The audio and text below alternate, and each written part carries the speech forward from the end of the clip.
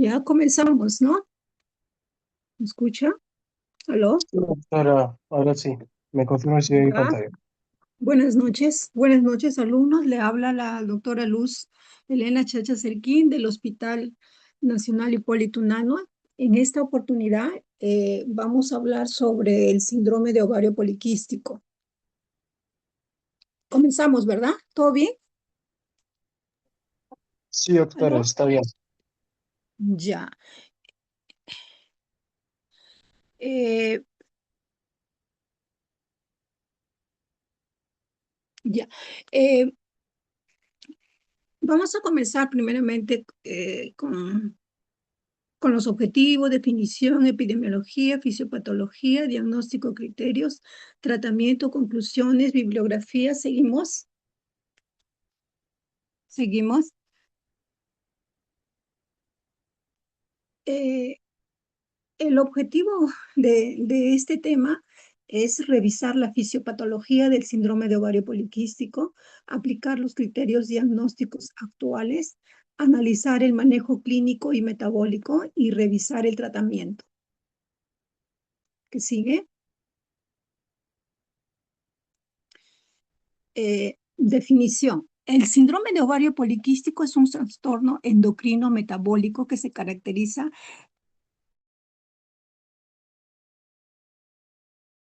por ovarios poliquísticos ecográficamente. Siguiente. En la, en la epidemiología, atrás, epidemiología, José. En la epidemiología tenemos de que el síndrome de ovario poliquístico tiene una prevalencia de un 6 a un 13% en mujeres en edad reproductiva. Fertilidad anovulatoria. Eh, Como dijimos, esto es un trastorno metabólico y por tanto tiene una alta asociación con la obesidad, la resistencia a la insulina. El síndrome de ovario poliquístico también se asocia genéticamente, que tiene un, un factor genético que es autosómico dominante, porque se ha visto que en mujeres que tienen a la madre o a las hermanas con síndrome de ovario poliquístico, ellas también van a ser ovario poliquístico, ¿no? Y este gen autosómico dominante también se da principalmente en las mujeres y también se da en los varones. Eh, ¿Qué sigue? Siguiente.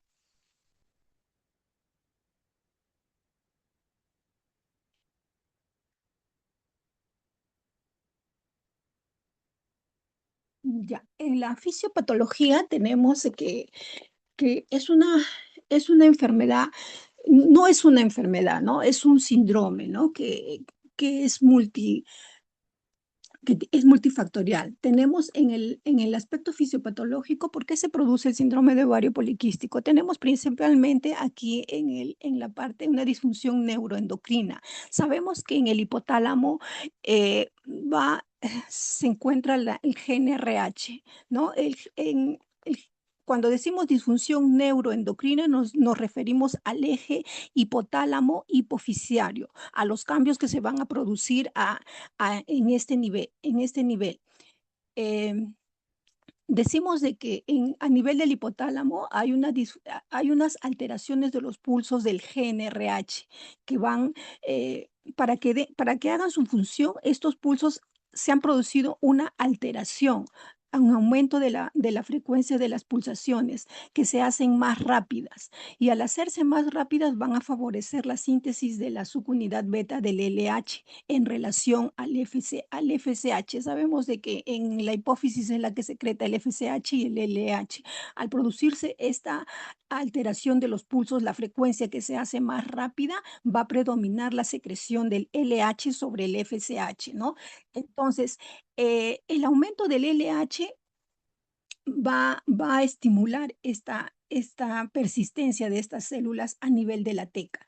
De esta manera el FSH van a disminuir, que van a ser insuficientes para una maduración folicular y una activación de la aromatasa. Como sabemos que tanto el LH como el FSH tienen esas funciones a nivel del ovario, ¿no? Eh, el- en la parte, ahora vamos a la parte de la esteroidogénesis ovárica.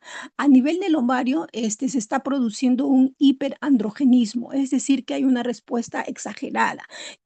¿Y cómo es? El LH va a producir, que tiene su función a nivel de la teca, va a producir una hiperplasia de la teca, que esto se va a manifestar como una sobreproducción de andrógenos, principalmente de la testosterona y de la androstenediona, y lo cual va a llevar a nivel de la granulosa, va a ser una falla de la aromatización por la misma disminución de la FSH, ¿no?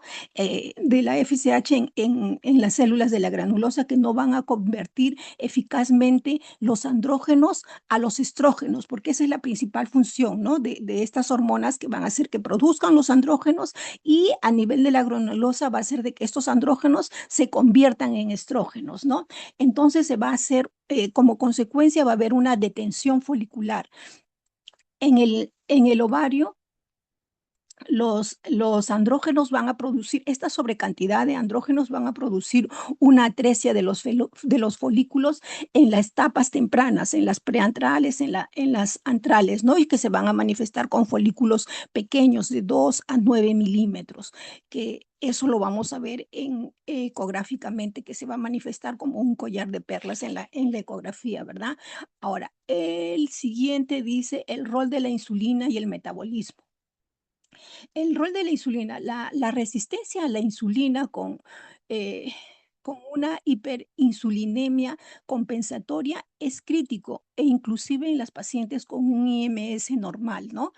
Eh, la sinergia con esta gran cantidad de LH hace una sinergia con la insulina, la cual va a actuar como un cogonadotropina en las células de la teca, y de esta manera van a potenciar la producción de los andrógenos que son inducidas, pues, por el LH, ¿no? También se va a producir una inhibición de la globulina transportadora de las hormonas sexuales. La insulina suprime la síntesis, eh, y haciendo de que al mismo tiempo va a haber una, una disminución, va a hacer que se disminuyan las proteínas transportadoras, y de esta manera se va a aumentar la fracción libre de la testosterona libre, ¿no? Que es la principal responsable del hirsutismo. O sea, son los principales que tienen de la fracción biológica del hirsutismo y el acné. Entonces, el rol de la insulina y el metabolismo también se evidencia en el eje adrenal, porque la insulina también puede sensibilizar a las glándulas suprarrenales para aumentar la producción de los andrógenos, ¿no? Eh, mm, la siguiente.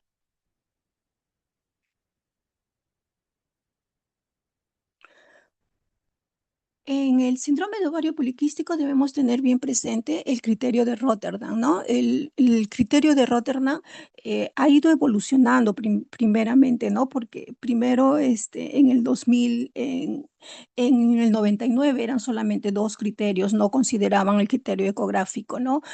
En el 2003 aparecen que dicen el hiperandrogenismo, que puede ser clínico o puede ser bioquímico, o sea, en los exámenes de laboratorio, ¿no? Y disfunción an- una disfunción ovárica, que se puede manifestar como una oligoovulación o anovulación, ¿no? O una amenorrea. Y los criterios de ovario poliquísticos, ecográficos, que ahora lo vemos más adelante. Siguiente. Para nosotros emplear el criterio de diagnóstico, se dice que se requiere dos criterios de estos tres para un diagnóstico, ¿no? En las mujeres adolescentes se requieren los tres criterios. no se usa la ecografía. ¿El que sigue?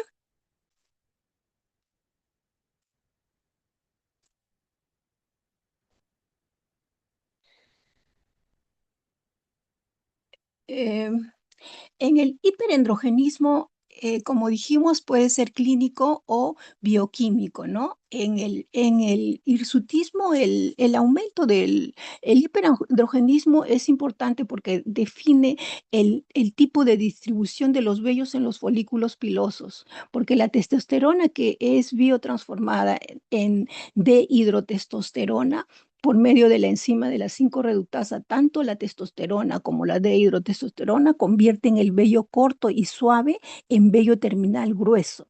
La dehidrotestosterona, que es un poco más eficaz o es 2 o 3 veces más que, es más efectiva, se secreta más que la testosterona.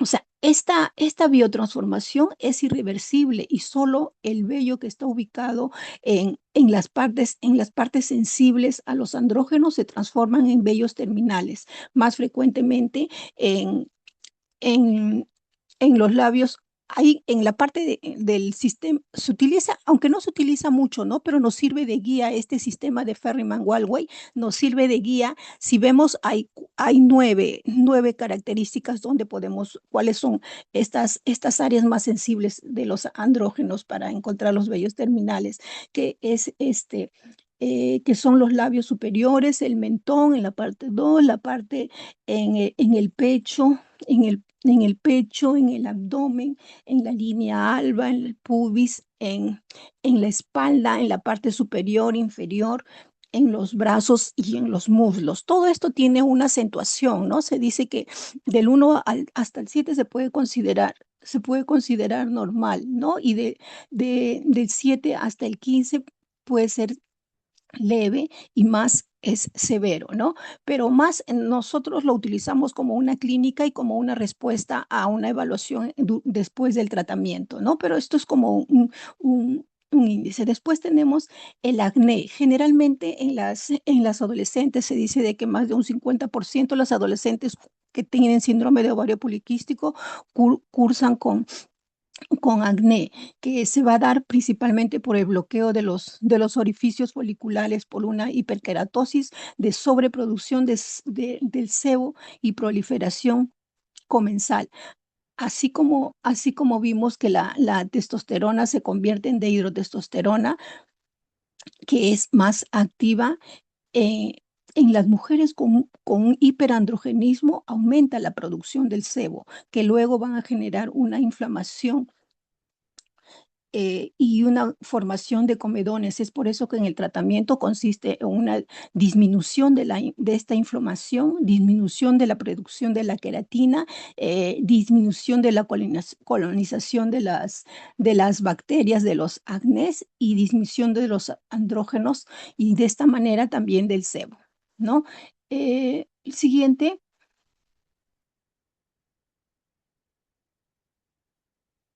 el que sigue.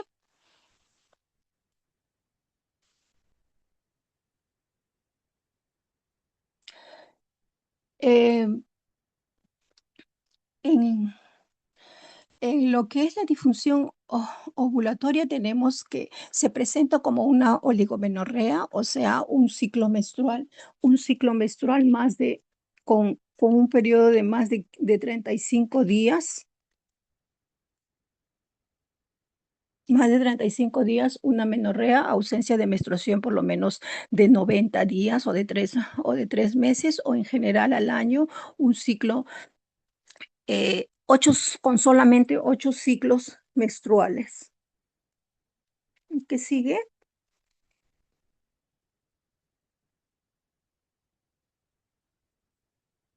En, como les dije al inicio, los criterios ecográficos para el SOP se consideraban 12 folículos, ¿no? Pero con la evolución y la mejor resolución de los ecógrafos, para no hacer sobrediagnosticar, se considera ahora 20 folículos, ¿no? Los folículos tienen que ser de 2 a 9 milímetros, o también se puede considerar el volumen de 10 milímetros, el volumen ovárico, o sea, el tamaño se hace las tres medidas y nos da el volumen, ¿no? El volumen de mayor a 10 milímetros. La distribución de estos folículos generalmente es periférica o en forma de collar, como mencionamos, ¿no? Siguiente.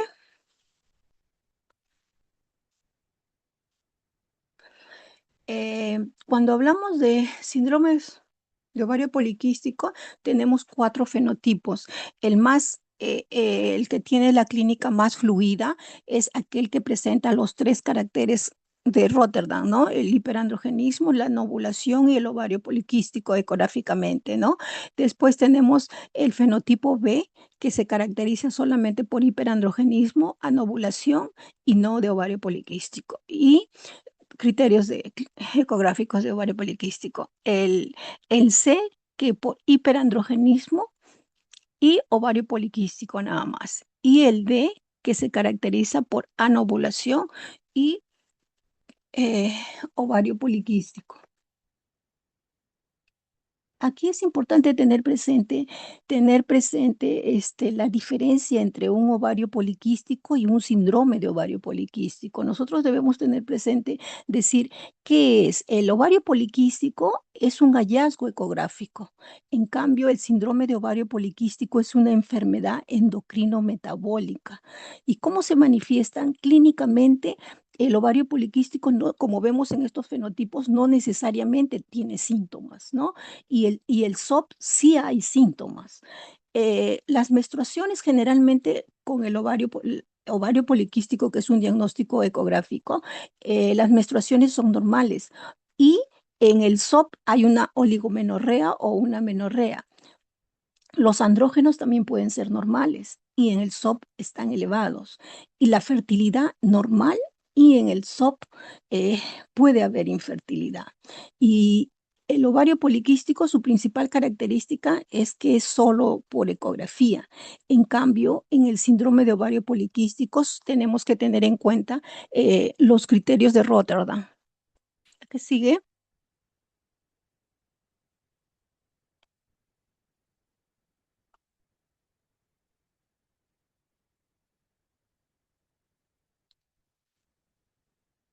Clínicamente, ¿cómo se van a manifestar? Se pueden manifestar es con la irregularidad de la menstruación, óligo o amenorrea, ¿no? Infertilidad, con presencia de hirsutismo, de acné y de obesidad. Siguiente. Te mandé la placa.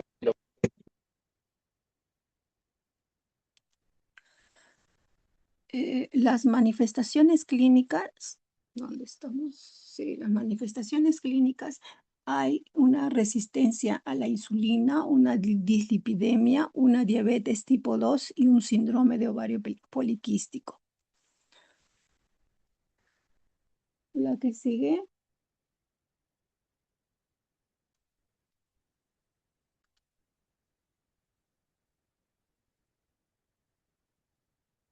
Eh, ¿Cómo hacemos el diagnóstico? Primeramente con una buena anamnesis, haciendo una historia clínica completa, un examen físico teniendo en cuenta los criterios mencionados y un perfil hormonal, ¿no? Y una ecografía transvaginal y en aquellas mujeres que no han tenido vida sexual, una ecografía pélvica. La que sigue. Eh, ¿Qué exámenes nosotros pedimos para poder hacer un diagnóstico de un SOP? En los exámenes bioquímicos pedimos la testosterona total, el índice androgénico que consiste en la toma de la testosterona total con la globulina transportadora de hormonas sexuales, lo normal es menos de 4,5. Y la relación del LH-FSH, que muchas veces, como se invirtió esta secreción, es el LH sobre el FSH, puede ser mayor a 2 o puede ser igual, ¿no? Eh, para evaluar la disfunción ovárica, tomamos la progesterona en el día 21 del ciclo menstrual. Si es más de 10 miligramos, estamos ante una paciente que, que sí ha presentado ovulación. En una ecografía o un seguimiento ovulatorio, vemos de que a partir del día 11 hasta el día 14, vemos si es que se ha formado o no se ha formado un folículo dominante. Generalmente en el SOP no se da un folículo dominante. El folículo dominante llamamos cuando un folículo tiene más de 18 milímetros, ¿no? ¿Qué sigue?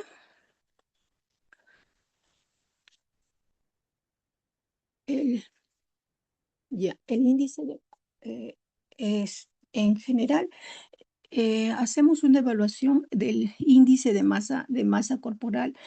Es muy importante tener presente que en aquellas mujeres que tienen el diagnóstico de SOP, es muy importante el índice de masa corporal, ¿no? Porque se dice de que aquellas mujeres que bajan de un 5 a un 10% de su peso corporal, se va a restaurar la función reproductiva en más de un 50 hasta un 90% de los casos en 6 meses de haberse producido la disminución de peso, ¿no?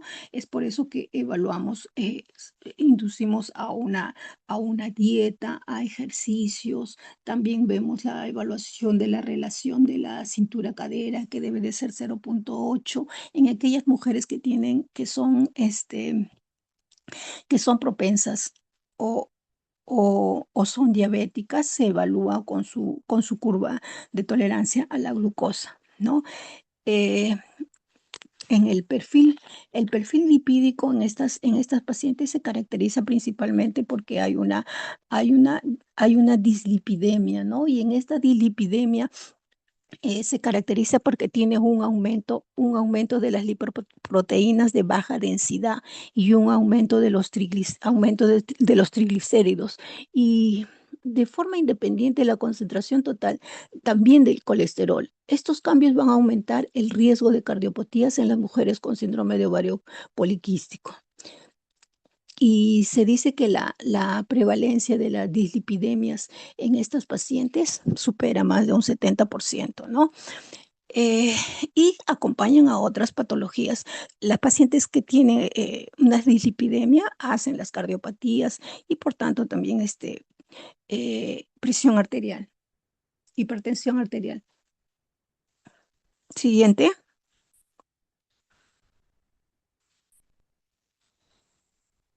Eh, el estilo de vida, ¿no? Como ya mencionamos, en primer lugar, en primera línea, es considerar el estilo de vida. El estilo de vida, como decimos, es muy importante la disminución del peso, ¿no? Del 5 al 10% por lo menos. Con ejercicios regulares, con una dieta, interconsulta con una nutricionista para evaluar y hacer un seguimiento, porque este punto es muy, muy importante. Está totalmente demostrado de que la función reproductiva en estas mujeres, si bajan de peso, supera a un 90%. ¿El que sigue?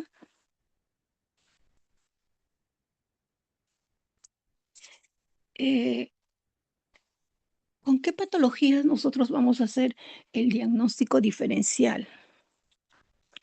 El diagnóstico diferencial principalmente lo vamos a hacer con la hiperplasia suprarrenal congénita, ¿no? Que aquí principalmente se caracteriza por un aumento de la 17 hidroxiprogesterona. También la hiperprolactinemia, la prolactina debe de ser menor de, menor de 25. Para un hipotiroidismo, el TSH también menor de 4,5. El síndrome de Cushing, pedimos el cortisol y los tumores secretores de andrógenos. Se ve en la clínica y un perfil hormonal también en aquellas pacientes que son consumidoras de andrógenos, ¿no? Ujú. Siguiente.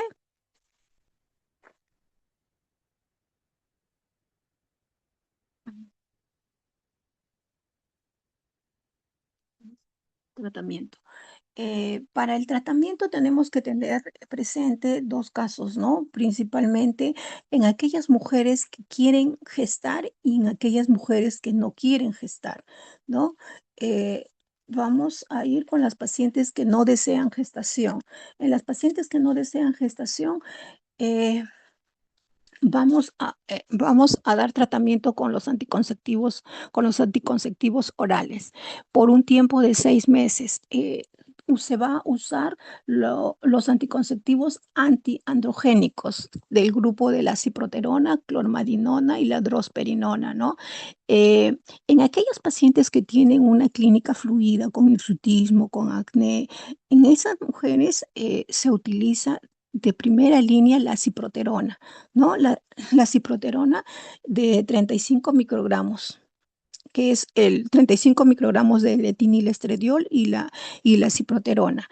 Pero se desea, o sea, porque las dosis de los estrógenos son 35, es un poquito elevado y en algunas mujeres le trae efectos colaterales. Por eso que preferimos usar de 20 a 30 microgramos de etinilestradiol más una ciproterona, o sea, la ciproterona, pero con dosis bajas de etinilestradiol. De todos los o sea, nosotros sabemos que los sacos vienen un estrógeno y un progestágeno, ¿no? Eh, Aquí hacemos la dosificación principalmente de los estrógenos en dosis bajas o normales. El MISA nos da de 30 microgramos de etinilestradiol, ¿no? Más el levonorgestrel es el que da el MISA. Y nos dicen de que usemos las progesteronas en aquellas mujeres que tienen menor riesgo de trombosis venosa profunda, el levonorgestrel, ¿no? Que es lo que da el MISA. El levonorgestrel, también la norestestosterona. Y para el hirsutismo se utiliza la espironolactona. ¿El que sigue? Ah, la metformina no está como medicamento de primera línea, solamente se da si es que predomina en el SOP, si es que predomina el componente metabólico, porque va a mejorar la resistencia a la insulina. En la comorbilidad con obesidad o sobrepeso también les va a ayudar. Ojo que no reemplaza los ejercicios ni a una dieta. En la falla con el manejo de los ACOS, tener presente que la mejor manera de dar tratamiento al hirsutismo y al acné es con los anticonceptivos. Esto es solamente como un coadyuvante nada más. En la prevención de diabetes mellitus son aquellas pacientes que tienen factores de riesgos directos familiares o étnicos, ¿no? También se da. eh, y en aquellas pacientes que tienen tolerancia a la glucosa. La dosis es gradual. Se utiliza de 1500 a 2000. La primera semana se comienza con 500 miligramos, generalmente con la cena para que no cause molestias estomacales. Eh, la segunda semana, pues, eh, en el desayuno, durante el desayuno y durante la cena, y hasta 2 o 3 veces al día según indicación que se pueda dar. ¿El que sigue?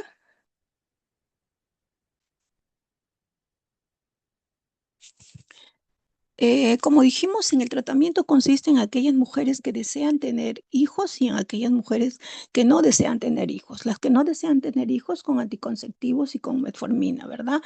Ahora, en el tratamiento, en aquellas mujeres que desean tener hijos, entonces dijimos que el síndrome de ovario poliquístico se caracteriza en aquellas mujeres que no ovulan, ¿no? O tienen una oligoovulación o una anovulación. Pues la infertilidad no ovulatoria es hasta un 75%. Y como vemos, la causa más común es el SOP. Eh, en el tratamiento en general, como dijimos, está en primera línea optimizar el peso, ¿no? Sobre todo en aquellas mujeres que son obesas. Se tiene que optimizar el peso y las condiciones de vida con dieta y con ejercicios. Ahora, la ovulación, eh, se usa el citrato de clomifeno y el letrozol.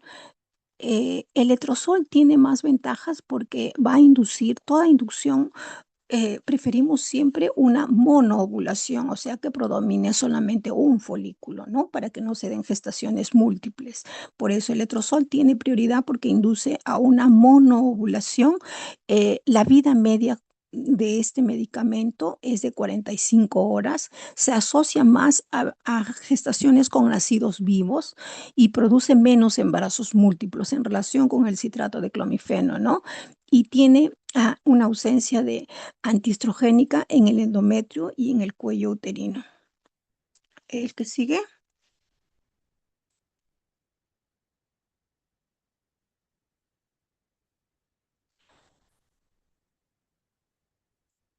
El tratamiento de la nubulación, dijimos letrozol y el citrato de clomifeno, ¿no? En relación es superior el letrozol en estos últimos años porque al inicio apareció primero el citrato de clomifeno y era lo que más se usaba, ¿no? Ahora estas son sus características del citrato de clomifeno, que pertenece a la categoría B de los medicamentos.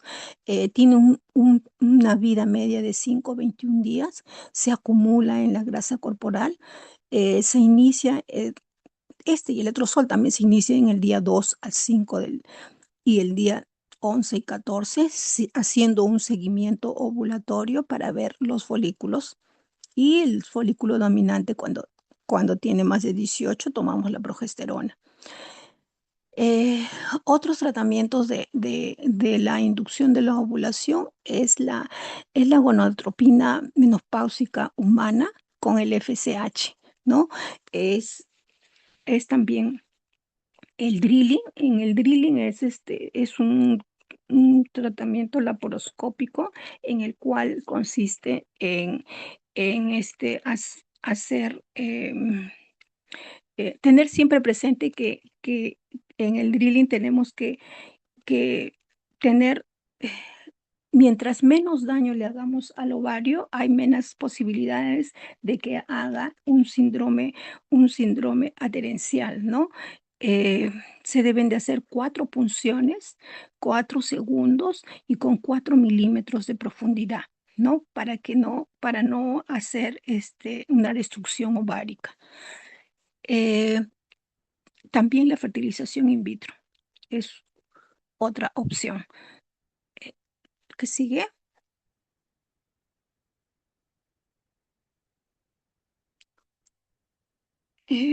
Recomendaciones de las guías internacionales. Eh, Seguimos, todos los diagnósticos son basados con los criterios de Rotterdam, ¿no? El letrozol está en primera línea para el tratamiento de infertilidad y como dijimos, eh, hay que tomar mucha énfasis en el estilo de vida para dar inicio a cualquier tipo de tratamiento, tanto con ACOS como con inductores de la ovulación. La que sigue.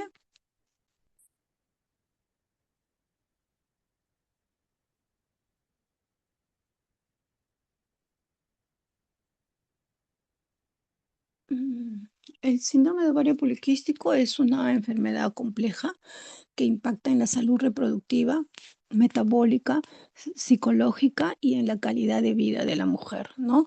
Y su manejo debe de ser multidisciplinario. La que sigue.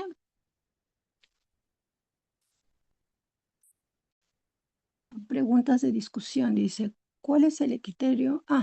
¿Cuál es el criterio ecográfico actual? Ya mencionamos. Antes eran 12 folículos, ahora son 20 folículos. Ya en el del 2003 eran 12 folículos, folículos de 2 a 9 milímetros con un volumen de 10 mililitros. Eh, eh, el tamaño de 2 9 milímetros y el volumen sigue igual, pero se ha aumentado a 20 folículos. Dice, ¿cuál es el tratamiento de primera línea de la infertilidad? Ya mencionamos que tiene muchas más ventajas, tiene el letrozol sobre el citrato de clomifeno, ¿no? ¿Y cuál es la complicación metabólica? Sería más frecuente la resistencia a la insulina, ¿verdad? Eh, lo que sigue, la siguiente. Ah, eso es todo.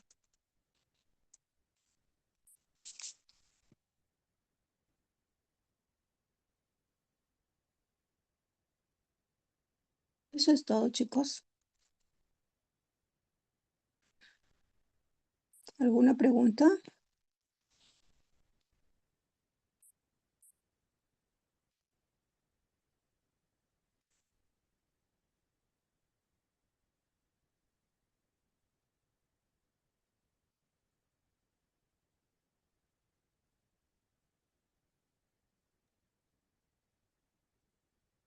Todo claro, doctora. Muchas gracias. Ya, eso sería todo. Entonces, buenas noches, chicos. Hasta luego.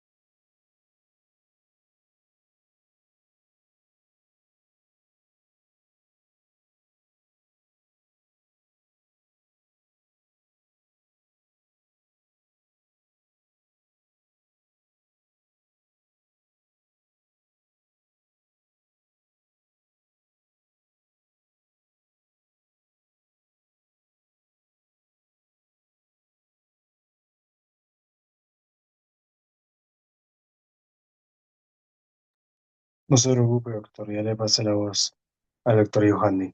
Ojalá nos presente el QR pronto.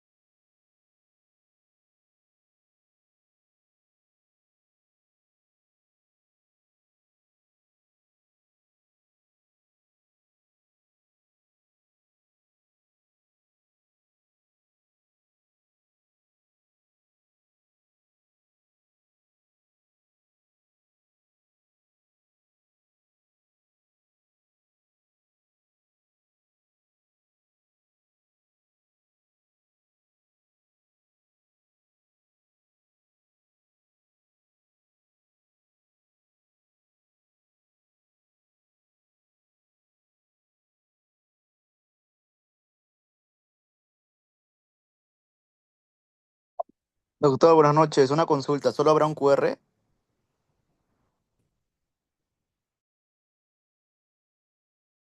Sí, solo uno nomás. Ya, doctor, gracias. Buenas noches.